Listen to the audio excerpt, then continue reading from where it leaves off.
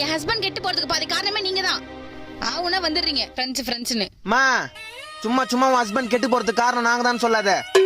பக்கத்துல நின்னுக்கிறான் பாரு 10 மாசம் பால் குடிக்கிற குழந்தை மாதிரி. எங்களுக்கு பீர் குடிக்கிறதுல இருந்து மொத்த கெட்ட பழக்கத்தையும் கத்து கொடுத்த வாத்தியாரே உங்க ஆத்துக்கார் தான். 6வதுல அமலான்னு ஒரு பொண்ணை லவ் பண்ணா, 8வதுல ஏகவல்லின்னு ஒரு பொண்ணை லவ் பண்ணா, காலேஜ்ல கல்பனான்னு ஒரு பொண்ணை லவ் பண்ணா. இத்தனை பொண்ணுங்களோட வாழ்க்கையை கெடுத்துட்டு உன் கூட வாழ்ந்துக்கிற இவனை நாங்க கெடுக்கிறோமா?